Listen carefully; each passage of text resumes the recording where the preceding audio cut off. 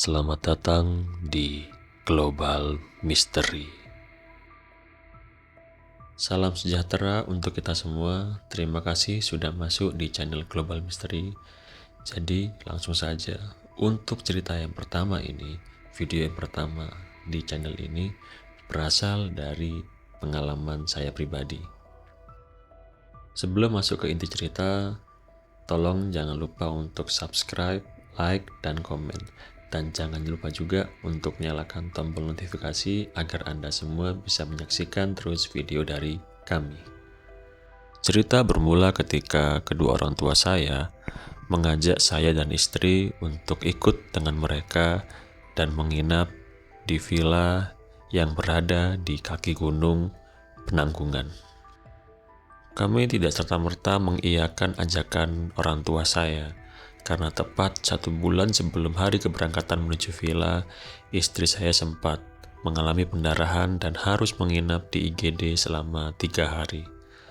Dan untungnya, istri dan bayi saya selamat. Karena hal itulah yang membuat kami berpikir ulang untuk menerima tawaran tersebut. Karena kondisi itulah yang membuat kami berpikir untuk mengiyakan tawaran tersebut. Tetapi setelah menimbang-nimbang dengan matang, akhirnya kami berdua pun memutuskan untuk ikut berlibur menuju villa yang ada di kaki gunung Penanggungan. Mengingat lokasi yang akan kami tempati nantinya ketika di kaki gunung Penanggungan, kami pun menyediakan beberapa umbu rampe.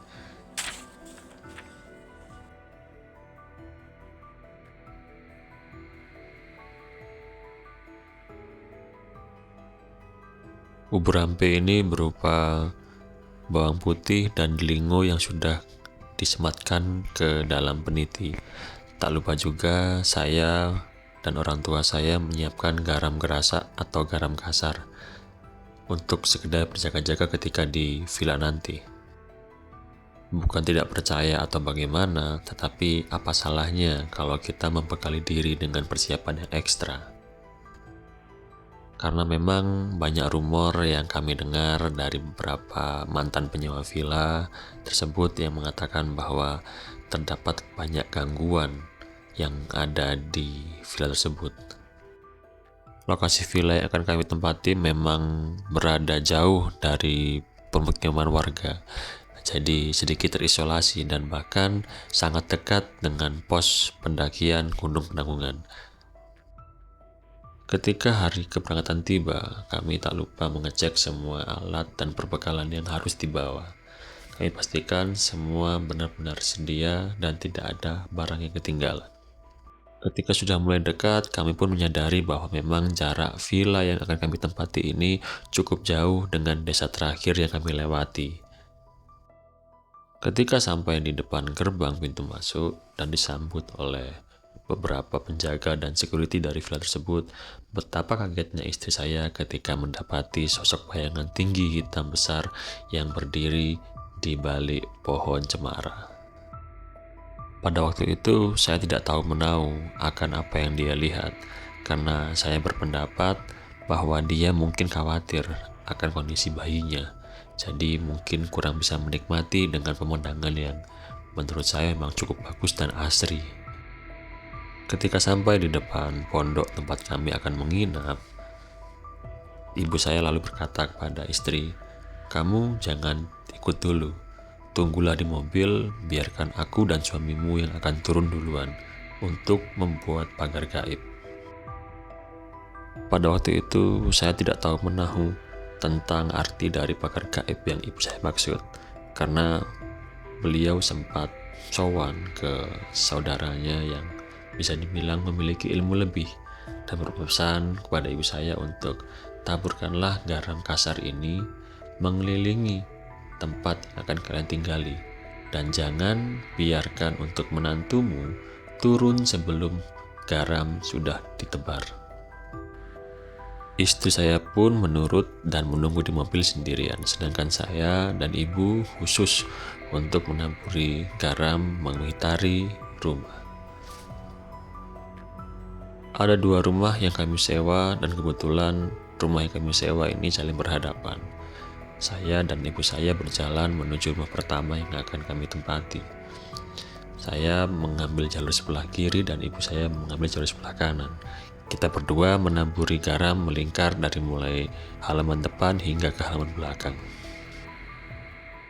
Dan benar saja, entah kenapa ketika saya menggenggam garam tersebut dan menaburkan beberapa garam, sontak di sana bulu kuduk saya langsung merinding. Tak ambil pusing, saya pun meneruskan dengan perasaan yang sedikit takut. Dan ketika sampai di ujung dan bertemu dengan ibu saya pun ternyata juga merasakan hal yang sama. Kami berdua sama-sama merasakan hal yang menurut kami janggal. Ketika selesai menaburi garam dan bertemu dengan ibu saya di halaman belakang, kami berdua merasakan angin yang berhembus dengan hangat. Padahal pada waktu itu, cuaca sedikit berkabut dan suhu di jam tangan menunjukkan angka kurang lebih 19 derajat Celcius. Seakan tahu akan kejanggalan ini dan ibu saya langsung memberikan kode untuk tidak usah membahas hal ini sekarang. Mari kita pergi ke rumah berikutnya. Di rumah atau villa yang kedua, kami merasakan sedikit hal yang sama, akan tetapi tidak separah dengan rumah yang pertama. Dan akhirnya saya dan ibu saya memutuskan untuk istri saya akan menginap di rumah yang kedua ini. Ketika selesai menabur garam, saya pun bertanya kepada ibu saya, apakah beliau mendapati hal yang sama ketika di rumah yang pertama, dan ibu saya mengatakan, iya, di sana hawanya memang kurang bagus untuk istrimu. Lebih baik tinggal di rumah yang nomor 2. Ketika saya menjemput istri saya, istri pun bertanya kepada saya, memangnya kenapa aku harus menunggu di mobil? Kan bisa bareng-bareng saja. Ketika saya menjemput istri dan memasuki rumah, ia pun bertanya, kenapa tidak memakai rumah yang di depan? Saya hanya bisa menjawab, oh tidak, rumah yang itu rupanya agak sedikit gak enak hawanya. Lebih baik kita tinggal di sini saja. Singkat cerita, makan siang pun tiba. Sekitar pukul 4 sore, ketika sedang bersantai di halaman villa, istri saya pun tiba-tiba teringat dengan seorang penjual cilok yang kami lewati sebelum sampai di villa ini. Istri saya pun bertanya apakah kita bisa untuk membeli cilok tersebut. Rupanya aku sedang nyidam cilok. Tanpa basa-basi pun saya bertanya kepada keluarga apakah kami berdua boleh pergi sebentar untuk membeli cilok, karena rupanya mungkin istri saya sedang nyidam. Setelah itu orang tua saya hanya berpesan, lebih baik pergi sekarang dan pulang sebelum gelap. Akhirnya kami berdua pun pergi untuk membeli cilok. Dan ketika sampai di gerbang masuk, lagi-lagi istri saya menunduk. Dan saya melihat ekspresinya dengan jelas, ia seperti orang yang sedang ketakutan. Dan lagi-lagi ketika saya bertanya, istri saya hanya bisa menggelengkan kepala. Waktu menunjukkan pukul 4 sore. Ketika kami berdua melintasi jalan yang cukup sepi menuju rumah penduduk, istri saya melihat ke salah satu pohon besar, rupanya itu pohon asem. Ia berkata, seperti sedang melihat kain berwarna merah.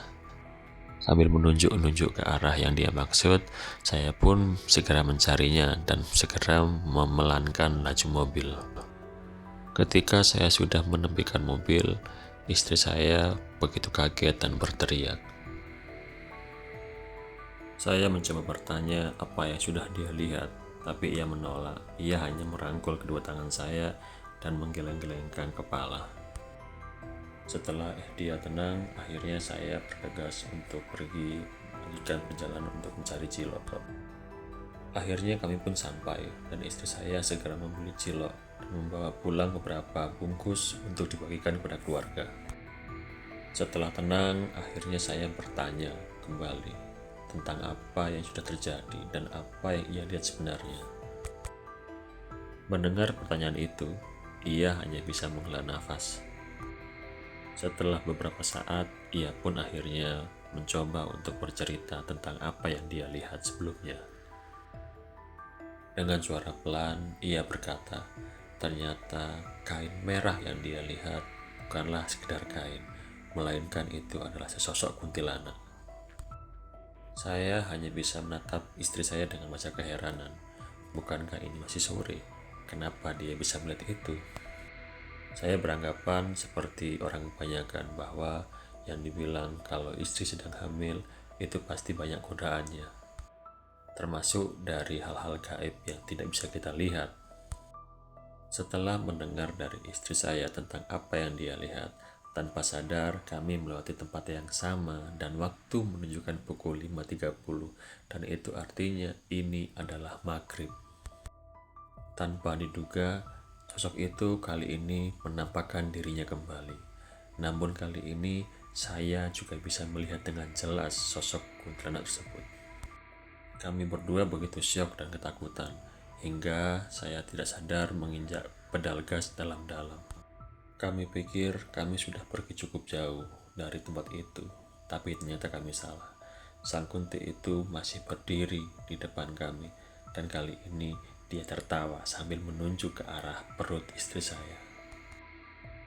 Dalam posisi itu, saya hanya bisa berpikir bahwa kami berdua harus segera pergi dan selamat dari situ. Akhirnya kami pun tiba di gerbang masuk villa. Kami berpikir seolah-olah kunti tersebut sedang mengikuti kami.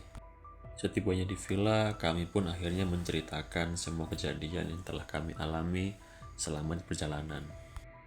Mereka pun hanya bisa bersyukur karena kami bisa kembali dengan selamat. Setelah makan malam, kami pun segera bergegas untuk beristirahat. Saya waktu itu tidur pukul 1 malam. Entah kenapa, saya melihat raut wajah istri saya yang sangat gelisah ketika dia tidur. Dan ternyata benar saja, tepat pukul 3 pagi, istri saya berteriak dan akhirnya dia terbangun. Dia terbangun dengan penuh keringat dan ia berkata, kuntilanak tersebut datang lagi. Kali ini tidak hanya menunjuk, tetapi entah bagaimana mimpiku berada di luar villa dan dia seolah-olah berkata, berikan itu padaku. Rupanya teriakan sang istri juga terdengar sampai ke kamar orang tua saya, dan akhirnya mereka pun menghampiri kami berdua. Dan setelah kami bercerita tentang apa yang dia mimpikan, anehnya mereka juga memimpikan hal yang sama. Hanya saja di dalam mimpi mereka semua sama-sama melihat bahwa kuntilanak tersebut mencoba merangsak masuk, akan tetapi dia hanya bisa tertahan di depan pintu masuk.